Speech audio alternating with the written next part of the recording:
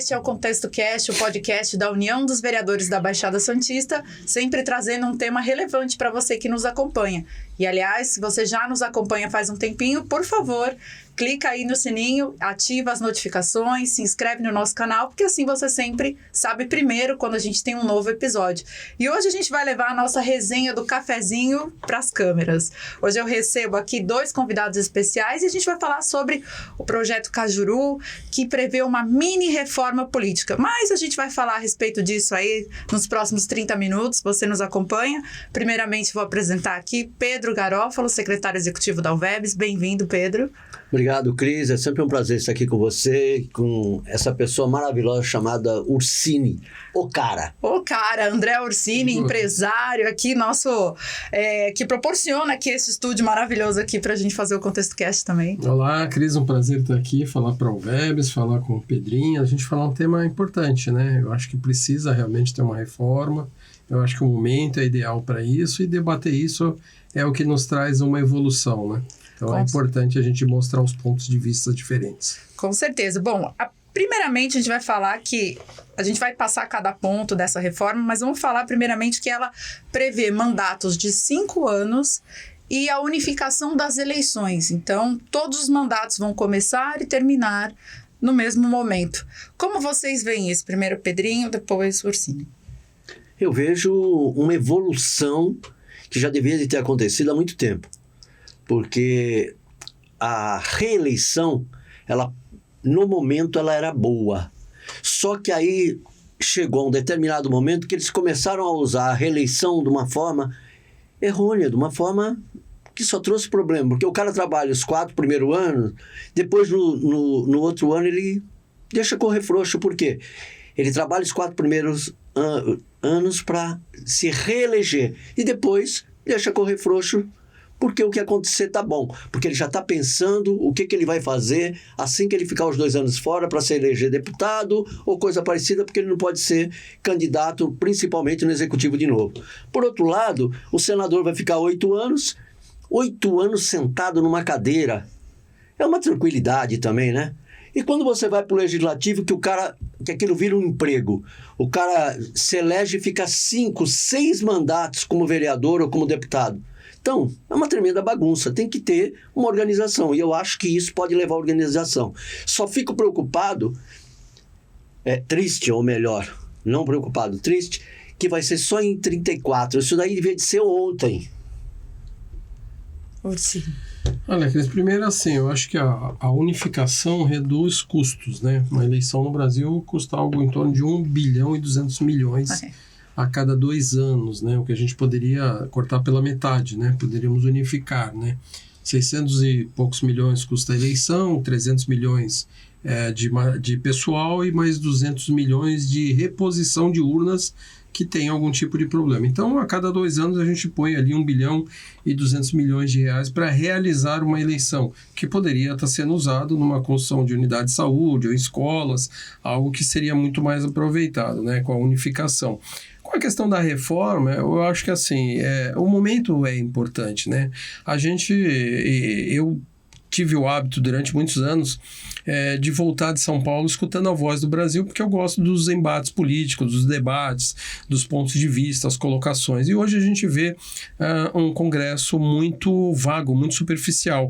Hoje a gente vê as pessoas se xingando, trocando acusações, pega o telefone celular, fica gravando aquilo que só lhe interessa e depois postas na rede, o outro modifica, quer dizer, cria fake news. Então, quer dizer, eu acho que virou um grande palanque quando, na verdade, a gente tinha aí o Congresso para debater e principalmente para criar leis que viessem a facilitar a vida das pessoas, que esse é o objetivo do Congresso Nacional, né? Então, assim, eu acho que é importante o momento da reforma, é importante a gente unificar. Eu acho que 5 anos é um prazo que me dá satisfatório, eu acredito nisso. Mandato de 8 anos para senador eu acho um absurdo, porque a grande maioria ali fica durante 3, 4 anos, 5 anos, muitas vezes só, tipo, enxugando gelo, passando pano, viajando, conhecendo. Aí, quando chega perto dos 6 anos, ele começa a pensar, eu preciso me reeleger, né? Aí ele começa a criar alguma coisa. Então, eu acho que a gente tem que colocar de uma forma com que a pessoa assuma no primeiro dia, ele já comece a produzir, ele comece a entregar, porque ele sabe que tem dia e hora para sair de lá, né?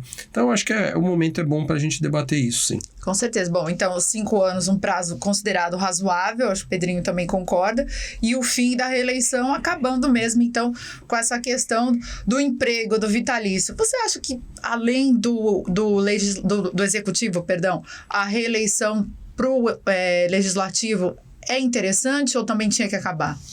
Eu sou favorável que fosse uma reeleição. Direito a uma reeleição. O cara fica 5 anos, depois mais 5 anos, depois ele não pode se reeleger. Aí ele fica 5 anos fora e volta se a sociedade quiser. Sim. Do contrário, não. Por quê? Para evitar isso, do cara de virar emprego. Porque o cara conhece como é que funciona a máquina, ele se prepara para no final dos 5 anos fazer uma campanha monstro, se eleger e ficar naquela cadeira, vamos usar o termo que o Ursini usou, enxugando gelo. Cris, assim, eu sempre falo para os políticos na qual eu tenho a oportunidade de conversar o seguinte, a eleição mais difícil é a primeira reeleição. Né? Porque, primeiro, quando você ganha uma eleição, você tem muito aquela coisa da identificação, do amor, daquela coisa de você ver numa pessoa que nunca foi candidato ou que está tendo a oportunidade pela primeira vez de te representar.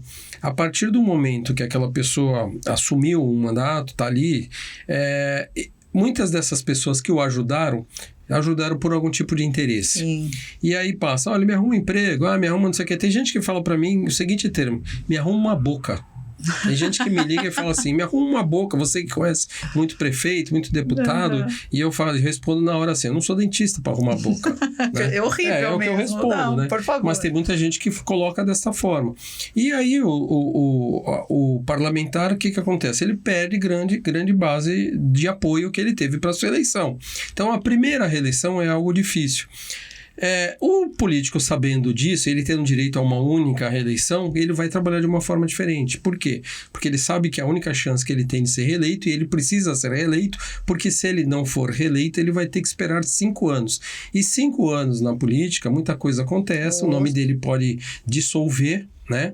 E ele vai ficar fora. Então, eu acho que, assim, esse prazo de 5 anos, eu não falei da questão do executivo, eu acho que, assim, todo executivo que assume um cargo, o primeiro ano ele está mais ou menos conhecendo a casa. O segundo ano ele começa a planejar. Terceiro e quarto ano ele tem que implementar para no 5º ano ele colher o resultado daquilo que ele fez. Então, dentro do legislativo, quando o parlamentar ele assume, né, ele já tem que começar a pensar o seguinte, a minha reeleição é daqui 5 anos e eu preciso realmente entregar, porque eu não vou ter direito a mais do que uma eleição. Uhum. Então, eu acho que ficaria de uma forma incômoda para que não transformasse, primeiro, em políticos profissionais, Sim. que a gente sabe muitos que têm 5, 6, 7 mandatos pela frente, né, que inclusive muitos até elegem filho, nora, genro, mulher, e acaba ficando perpetuando aí várias pessoas dentro de uma mesma estrutura, né? Então, acho que assim, essa revisão, essa renovação, ela é importante nesse momento, porque a gente precisa debater isso com a sociedade. O que a sociedade quer? Né? A gente precisa entender isso. E a gente fala, né, uma eleição, uma reeleição, a gente está falando de 10 anos, é uma década no poder. Lógico. Já é tempo suficiente, mais que suficiente, né? E vocês acham que isso pode ajudar a acabar com essa, vamos dizer assim, corrupção sistêmica? Porque às vezes a pessoa entra bem intencionada, vamos falar num congresso ali, e ele não consegue passar os projetos porque tem lá os figurões antigos, ele tem que fazer esse jogo de interesses. Acha que quando dissolver isso, talvez até seja melhor para o país, alguma coisa nesse sentido? Com certeza vai minimizar muito o que acontece hoje. Por quê? Porque o cara, quando entra, ele entra, que nem você falou, usar suas palavras, com boas intenções. Sim. Mas aí, passa os primeiros 6 meses, o cara olha para ele, que isso tem em todo lugar. Você vai trabalhar numa empresa, vou até sair um pouquinho da política para você entender, você vai trabalhar numa empresa, você olha pro cara e fala assim, aqui, cara, vai devagar, não, mas eu quero fazer, vai devagar, não é assim não, bate teu cartão, fica na tua. Isso acontece na política também, não, vai devagar, calma, tudo tem seu tempo. Aí o cara começa a levar na mesma onda daqueles que já estão lá há 4, 5 mandatos.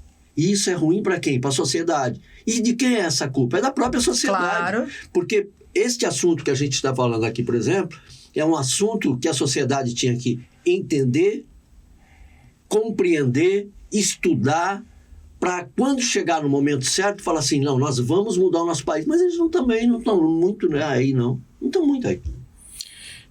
Cris, eu vejo um pouquinho diferente. Eu acho que a questão da corrupção é uma coisa cultural, né?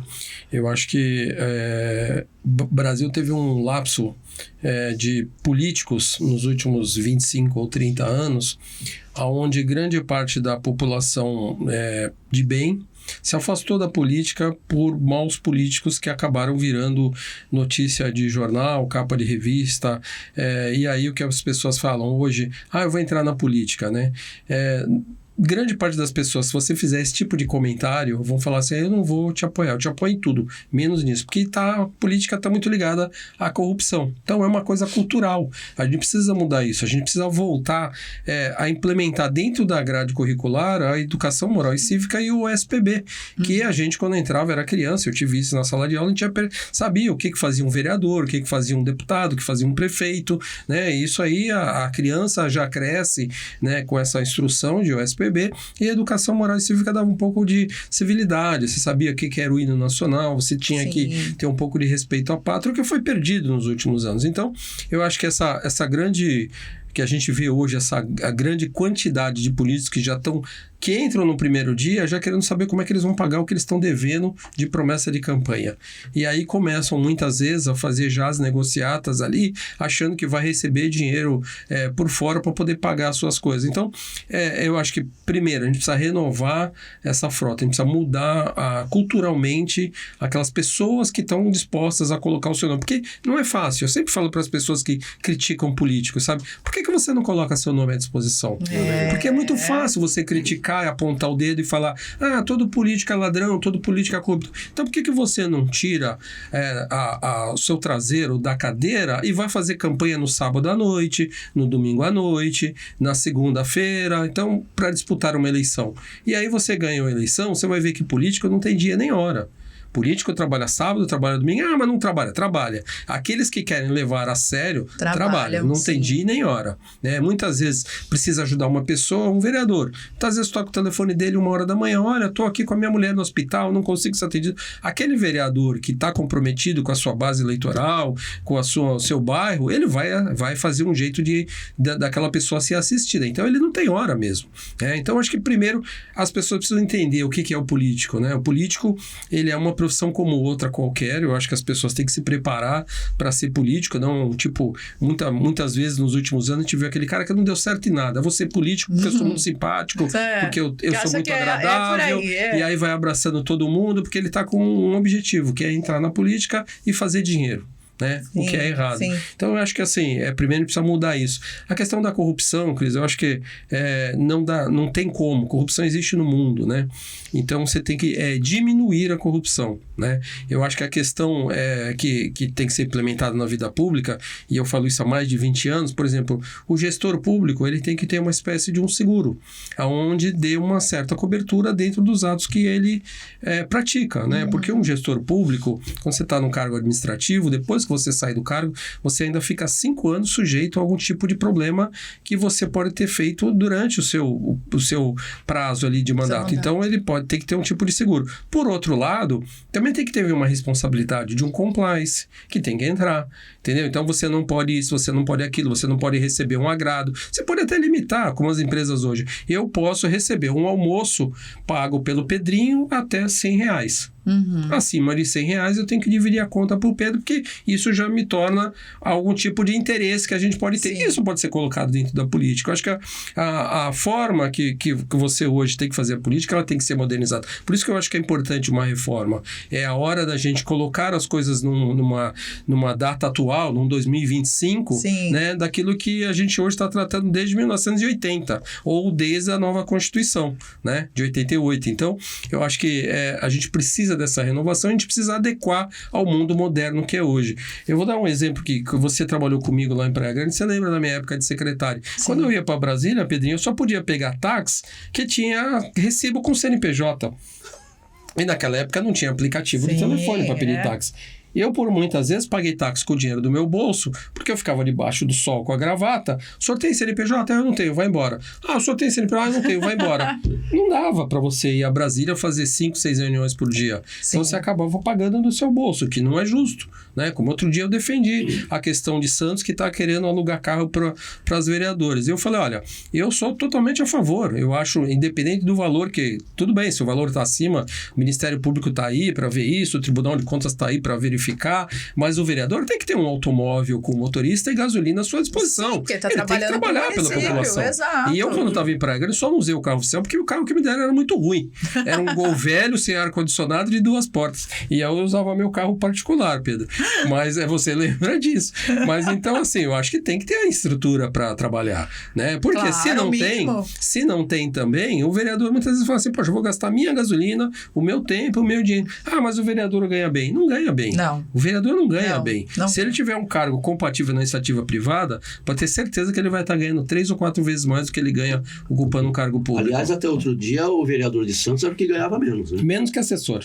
Menos que o que assessor. assessor. Aliás, Ganhava acho que na maioria das cidades o vereador ganha Agora que menos eles que o deram uma assessor. melhorada, era o que ganhava menos. Então, é importante eles terem um carro. É importante, como Praia Grande tem. Peruíbe tem 2 hoje. A primeira coisa que o presidente da Câmara fez quando entrou, ele tirou 2 pangaré que estavam lá, que parava no meio da estrada, se desfez daquele e comprou 2 carros novos. Foi a melhor coisa que ele fez. Inclusive, ele até confessou isso para mim. Pô, tá difícil aqui. Comprou 2 carros novos. Por quê? Precisa ter uma infraestrutura para o cara trabalhar. Sim. Como é que o cara vai trabalhar? Há um entendimento que é muito oba-oba, né? Que é muito dinheiro público rolando Tem um solto. pouco a ver com a imprensa. Por quê? Porque o pessoal olha e fala, entrou ontem, já quer aumentar o salário, entrou ontem, já quer pôr carro. Não é necessário. Hoje, carro, para nós, pessoa física, ele não é luxo, ele é uma necessidade. É objeto Você de tem que trabalho, ganhar. Ferramenta de trabalho. É objeto de trabalho. É objeto de trabalho. Eu, em 5 anos que eu ocupei cargo público, eu ia a São Paulo todos os dias. Então, Por quê? Porque a minha função era vender o município. O município é um produto. E eu falava, o município, para ser vendido esse produto, ele tem que estar na prateleira, bonito, bem arrumado e preço justo. Então, a partir do momento que estava pronto o produto, eu tinha que ir para a rua vender. E onde era a rua? Era nos outros municípios. Exato. Era São Paulo, era apresentação aqui, era aí, ali em São Bernardo. Falar, olha, venham para cá, venham para cá, venham para cá. Ia vender a cidade. Para isso, você precisava ter uma infraestrutura, né? Então, o vereador, muitas vezes, ele tem que ir nos bairros, tem um problema de energia elétrica, tem um problema de árvore, tem um problema de esgoto, tem um problema de não sei o quê. O vereador é o linha de frente. é lógico. Ele é a infantaria da classe política. Sim. Ele é o primeiro a tomar tiro, ele é o primeiro a ir para a guerra. Então, o vereador ele tem que ter esse suporte, sim. Com certeza. Só para complementar, Claro. tem algumas coisas que o vereador, não só o vereador, o prefeito também, em questão que a gente fala, mas a pior ação que tem, tanto do vereador como do prefeito, é a falta do entendimento de trabalharem em conjunto. É só esse. É o grande problema que a gente tem na Baixada. Porque nós andamos muito para trás. Se você for ver a Baixada de 30 anos atrás e hoje, nós caminhamos muito para trás. Hoje não pode estar assim. O Orsini pode falar muito bem disso, porque eu sei que o Orsini, em questão de desenvolvimento, ele estuda muito sobre isso. Sim. Nós caminhamos muito para trás, nós vamos para estar lá na frente. Nós não temos representatividade porque temos 2 deputados hoje só. Um que vive em São Paulo, que nem sabe, ele vem em Santos uma vez por ano, que cuida da segurança, que é o delegado, e os outros 2, que é o Beto e a Rosana. Isso. Aí, se tiver que decidir para onde que vai o dinheiro, vai para onde? Vai para onde tem uma representatividade de 5 deputados, 6 deputados, 7 deputados. E aí essa questão dos deputados que você trouxe, né? Com a unificação das eleições, também não tem mais essa história do deputado que foi eleito pela região com muita dificuldade sair para se candidatar a prefeito. Lógico. Tendo ainda a prerrogativa de não ganhar a eleição voltar. Tá garantido. Aí é legal. Aí, olha uma das vantagens aí. Por quê? Porque o cara sabe que ele vai ter que cumprir os 5 anos dele, ou os 10 anos dele, se for reeleito, lutando pela região, que é o mais importante. Sim. É muito cômodo, né? A pessoa ter um cargo, um deputado federal, aí ele se afasta, e normalmente eles se afastam só os 30 dias, né? Eles vêm fazendo a campanha ainda como deputado. Paralelo. Hoje, com a facilidade da votação pelo telefone, ajuda muito, né? A estar distante. E aí ele vai lá assim, poxa, eu vou ser candidato a prefeito, vou arriscar. Né? Não deu certo, volto para a Câmara Federal. Cadeira e quer dizer, não pode, né? Não. Eu acho que a população, quando vota, ela vota na pessoa para aquele cargo. E aí tem a questão também que a gente tem que falar, que é a questão da abstenção, né? Cada vez maior, né? A gente está vendo nas últimas eleições 1/3 da população não foi votar, é bastante gente. E cada vez mais difícil trazer as pessoas para a política. E aí, com base nisso, são 2 perguntas, né? O que vocês acham que afastou e como resgatar essas pessoas? E, enfim, se vocês acham que o voto não obrigatório poderia melhorar a qualidade dos candidatos também, porque aí eles iam ter que buscar essas pessoas de outra forma. Aí eu vou concordar com o que o Ursini falou na outra resposta para você. É um problema cultural. As pessoas não se interessam por política. E nem sabem o que fazem os cargos, né? Antes de 15 dias da eleição. Tem pessoas que não se interessam. No dia, não sabe. Não sabe. Por quê? Eles não estão preocupados com o que vai acontecer com o país deles. Eu posso falar isso de mim quando eu trabalhava em indústria. Eu só queria saber de trabalhar, pegar o dinheiro, gastar, comprar carro, comprar apartamento. E o que estava acontecendo no país? Não estava nem aí. O tempo veio me trazendo para essa área, para mim começar a entender a importância que tinha o meu voto, o trabalho que a gente faz, a luta que a gente faz, a luta que o Ursini faz para ajudar a nossa sociedade da região a melhorar. Porque antigamente a gente só pensava no... Estou nem aí. É votar em alguém que se dane. Isso é importante. E a sociedade... Isso é cultural. Uhum. Isso demora para acontecer. Quem sabe... um dia melhore com... A reforma pode ajudar muito. Sim. Cris, acho que são 2 coisas aí bem distintas, né? O que a gente vive hoje, assim, na política, que para quem gosta de política não nos agrada, né?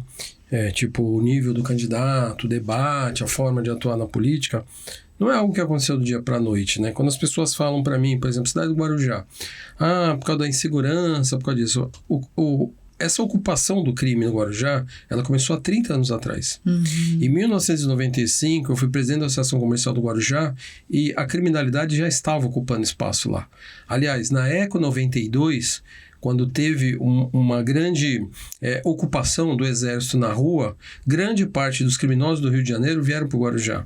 Isso foi fato constatado. Inclusive, foi feito operações na rua do Guarujá. Nós estamos falando de coisas de 33 anos atrás. Então, hoje, não adianta as pessoas falarem, porque o crime hoje... Não, o crime já vem há muito tempo. O distanciamento das pessoas da política, ela já vem há muito tempo. Ela vem nos últimos, pode colocar no mínimo 30 anos. Por quê? Porque já ficou enraizado político não ser uma pessoa que trabalha em prol da solução dos problemas, em si, em prol de solução própria, né? De criar algo para si, né? A questão da unificação, quando você fala de trazer as pessoas para próximo, né? Eu acho que você trabalhando só com direito no legislativo a uma única reeleição e no executivo num cargo onde você vai ter 5 anos, a maneira de fazer política vai ser diferente. E isso vai diminuir né, as abstenções. Sim. Por quê? Porque o ideal de você fazer política não é só na véspera da eleição. O ideal de você fazer política, nós estamos no ano de 2025, esse ano não tem eleição. Deveríamos estar fazendo política. Como? Chamando para as audiências públicas, chamando para os debates, chamando para entender qual é a vontade da sociedade, aquilo que deseja. Mas lógico que o político não faz isso. O Por quê? Porque só lhe interessa chegar na véspera da eleição, fazer a sua campanha, onde muitos deles de carreira já sabem como faz, né?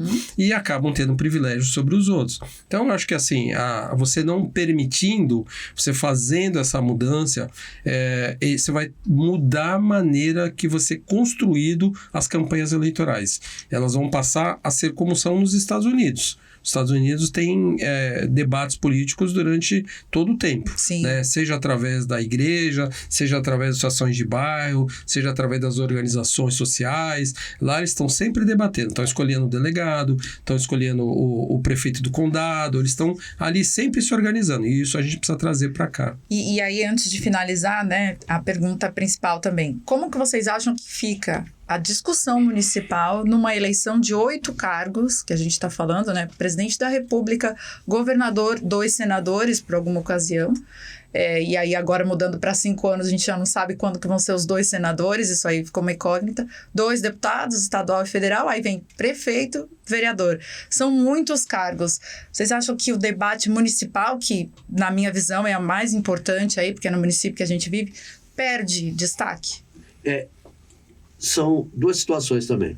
Há muito tempo sempre se defendeu da seguinte maneira: como é que a pessoa comum vai votar num número tão grande de gente? O cara não vai nem conseguir votar, porque quando ele vai para votar ou só para prefeito e vereador, ou só para deputado e governador e presidente. Isso não tem nada a ver, porque isso tudo é um aprendizado, tudo na vida é um aprendizado. Sim. Ninguém sabia mexer com inteligência artificial, ninguém sabia mexer com internet. Hoje todo mundo mexe. A primeira pode ter muitos problemas, mas na segunda já melhora. Então, esse é o primeiro passo. E o segundo passo, eu acho que os cargos executivos vai ter debates da mesma forma. Os cargos executivos, os caras apenas vão se distanciar nos bairros para fazer o seu bate-papo com a sociedade. Não muda nada. Não muda nada. O que interessa é o resultado. Mas tem que acontecer, porque se isso não acontecer, nós estamos a cada dia que passa caminhando mais para o buraco. Cris, eu acho que favorece muitas coisas. Por exemplo, o debate dos candidatos a vereadores, a gente sabe que grande parte das campanhas para deputados, elas levam como base os vereadores. Eles podendo trabalhar junto, primeiro, o vereador vai ter a certeza de que ele está fazendo uma campanha, de que o candidato a deputado estadual, o candidato a deputado federal, que pode trazer recurso através de emenda, está falando a mesma língua dele e estão todos no mesmo barco. Unificar um discurso. Estão todos no mesmo barco. Então, quer dizer, o linha de frente é o candidato a vereador, que vai trazer o nome do deputado estadual, que vai trazer o nome do deputado federal e que vai trazer o nome dos 3 senadores. São Paulo nós temos 3 senadores, né? Em uma única eleição. Então, eu acho que ele fortalece as chapas, né? O que poderia confundir um pouco, mas você vê que em vários países do mundo, você vê aquela cédula de votação enorme, que você vota lá em 10, 12 pessoas, é questão de hábito, né? É questão da pessoa acostumar. Porque vai atrapalhar o idoso, porque vai... Não, é questão de ir lá, a pessoa instruir, olha, tenha calma na hora da votação, pode ser que na primeira, na segunda eleição demore um pouco mais, a pessoa em vez de ficar lá 30 segundos na cabine, fica 1 minuto, 1 minuto e meio, mas não tem problema. Eu acho que a economia é que vai ser importante. A forma de unificar todos esses entes num mesmo debate, numa mesma linguagem, no mesmo objetivo, traz muita diferença para o resultado do Brasil. Isso eu acho que muda por completo. E é interessante trazer essa visão, porque muita gente poderia pensar que viria top-down, né? Por exemplo, a discussão do presidente seria a mais importante, que acabaria ofuscando o município, mas se a gente pensar que os candidatos do município podem ser protagonistas e levar as mensagens, né, para os lugares mais afastados do candidato... Você vê muita eleição de presidente da República, de candidatos, que vem, por exemplo, na cidade de Santos fazer campanha. Sim. Ele vai caminhar junto com o prefeito ou o candidato do seu partido, da sua base. Então vai dar a oportunidade, inclusive, daquele candidato a ter uma relação com o pretenso candidato à presidência da República. Sim. O que aumenta muitas vezes a chance depois dele ter um relacionamento com aquele que se for eleito. Então, eu acho que assim, é unir todo mundo dentro do mesmo objetivo. Primeiro, ganhar a eleição. Segundo, trabalhar em prol da sociedade. E até esse alinhamento também pode trazer de volta a ideologia de fato, né? Porque hoje os partidos acabam sendo barganha, né? Partidos que hoje estão na esquerda, depois de 2 anos estão na direita. Exatamente, Partidos é barganha. como o MDB, que na base nacional está com a esquerda e na base estadual está com a direita. Isso, é isso aí. Então, mas tem uma situação também que as eleições, quando você coloca todos na mesma situação, elas podem até mudar um pouco o sistema de como fazer campanha. Pode ser até que os caras comecem a mudar, esse pessoal que faz o marketing político, eles vão mudar até um pouco o sistema como vão fazer eleição. Vai ter que reaprender. Só de pensar nisso daí, você acaba pensando N formas de fazer uma campanha diferenciada que o cara talvez não precisa nem vir na base. Ele vai nas bases em alguns lugares. Em outros ele não precisa ir. Ele tem um representante. Sim. Não só o representante, como hoje, na era digital, ele pode levar, modo de dizer, uma situação dessa daí em todos os lugares para fazer a campanha dele. Exemplo, quando nós fizermos alguns eventos, você não faz aquele evento que está todo mundo no presencial, aí você fala, olha, o secretário ou o ministro tal vai entrar remoto, na tela aí para falar com você remoto. É a mesma coisa, o cara entra remoto, o candidato à presidência, e ele vai estar com uma infraestrutura, isso tudo vai mudar as políticas, a campanha. Isso vai ser legal. Isso é um crescimento para o eleitor brasileiro. Muitas mudanças. Muitas mudanças vêm por aí. Bom, eu queria agradecer vocês pelo bate-papo. Acho que foi muito esclarecedor para quem está nos vendo. E até uma próxima. Obrigada, Pedrinho. Foi um prazer estar sempre aqui com você, com o Ursini, que é meu irmão, meu parceiro. Obrigada, Ursini. Obrigado, Cris. Prazer, ainda mais a gente falar de política, né? Falar de algo que a gente gosta tanto. Pois né? Então, mais uma vez, obrigado. E a você que nos acompanhou até aqui, meu muito obrigada e até a próxima.